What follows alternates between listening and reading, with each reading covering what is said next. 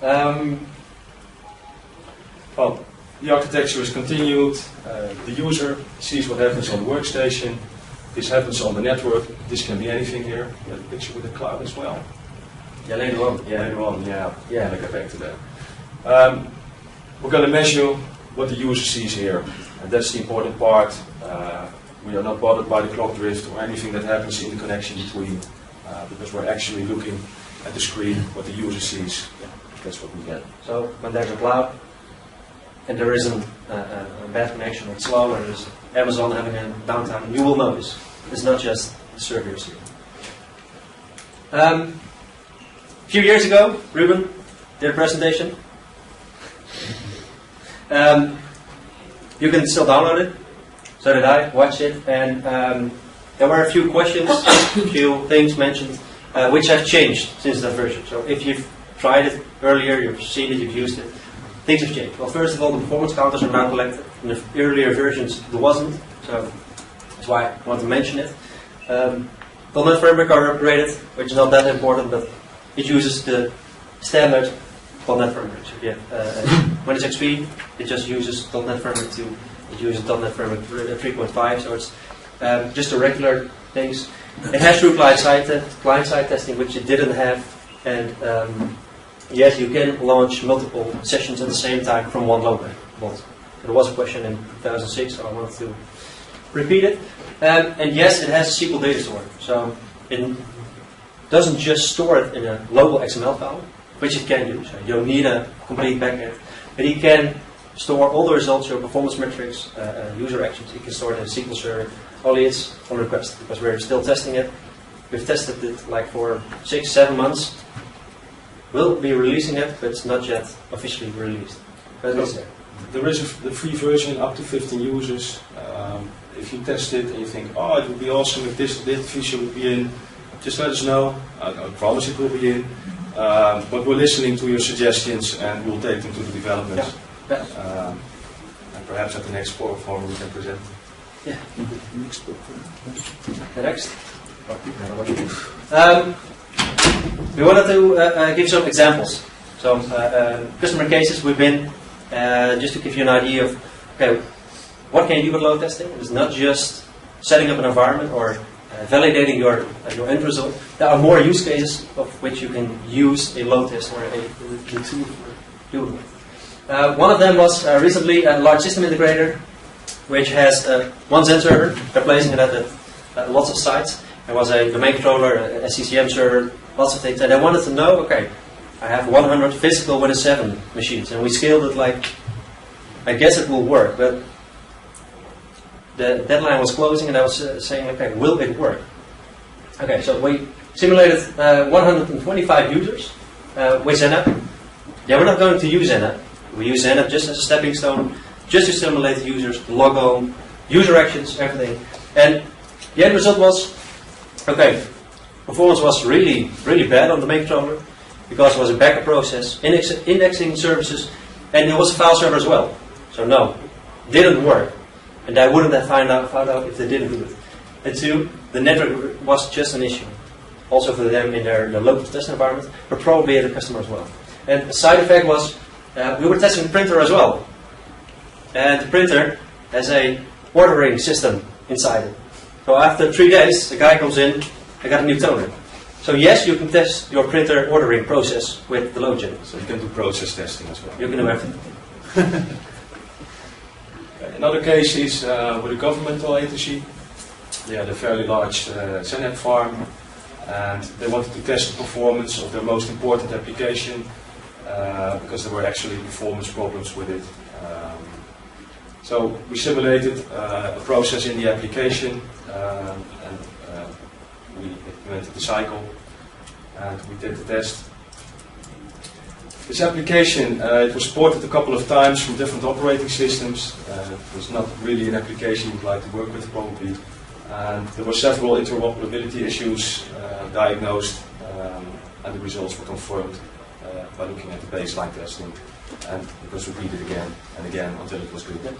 So it wasn't just putting on a load, it was just for repeating the results. And okay, what happens if you change something? Will it be better? Will the problem be solved? Will the performance be better?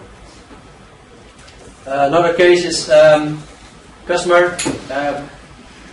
They have a complete environment, ZenApp 4, and they were fed up with their supplier. They went to another one.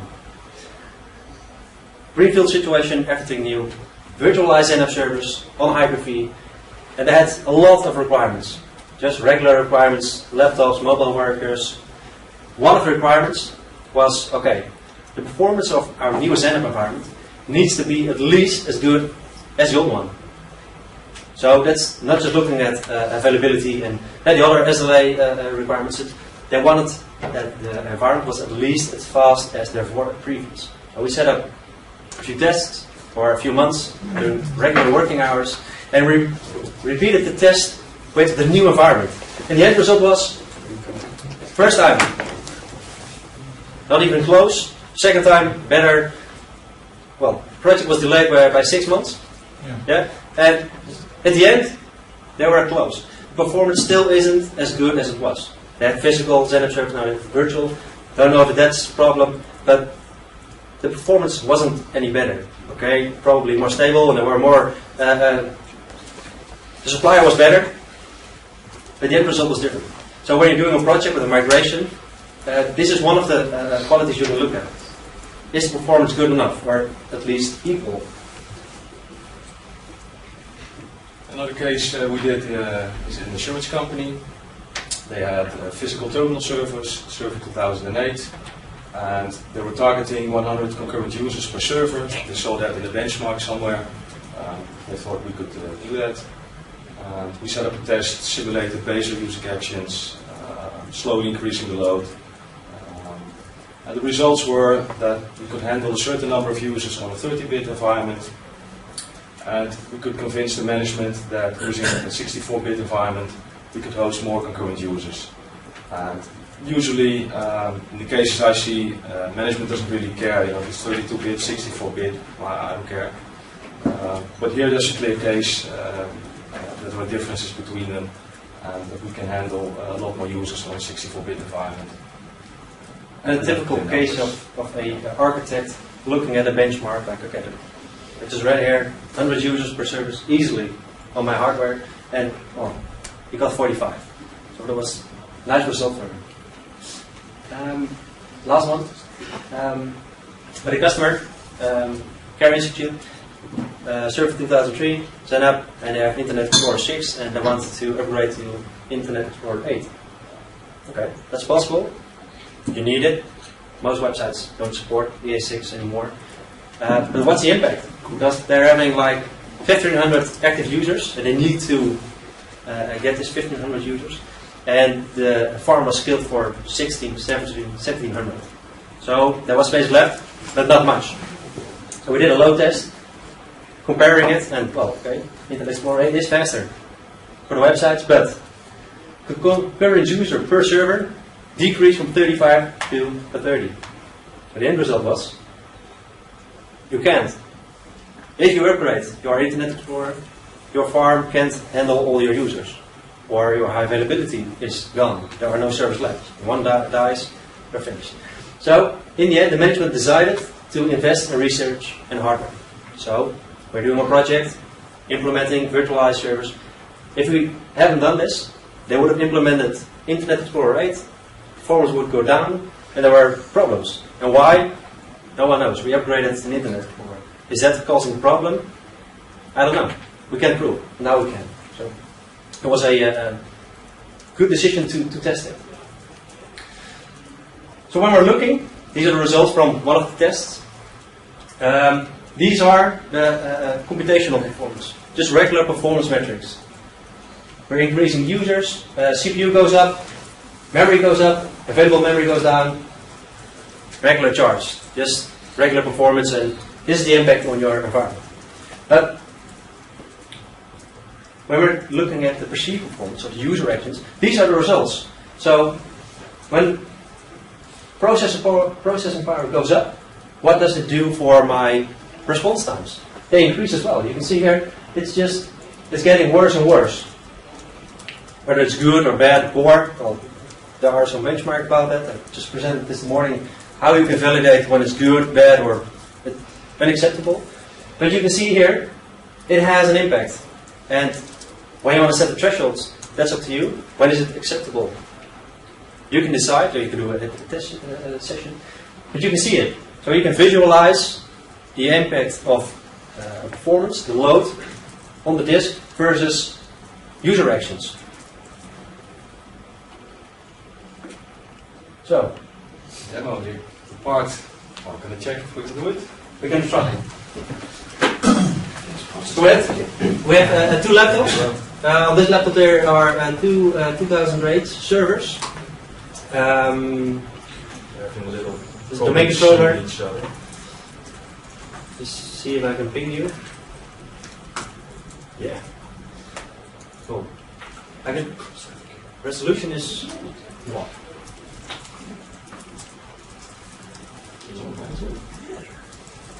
That's a good one. I'm trying to increase the.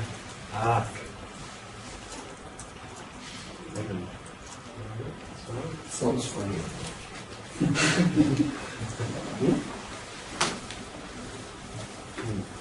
Do full screen.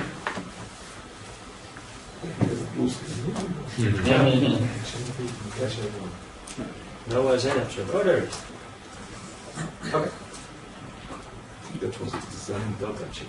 Don't it? If it doesn't work, I recorded videos, so probably it's going to. Okay.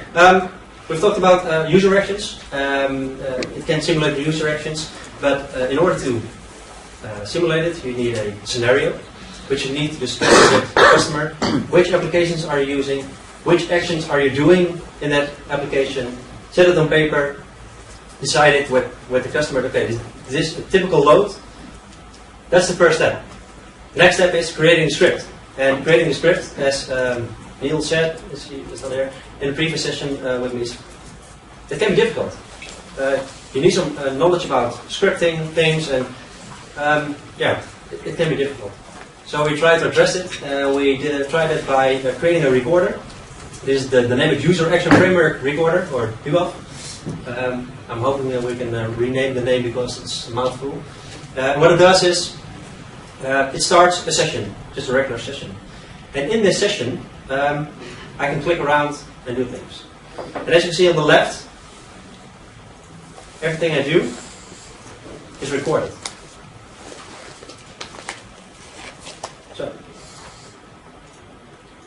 So all I have to do is, when I create a script, is do my user actions, take these user actions, yes.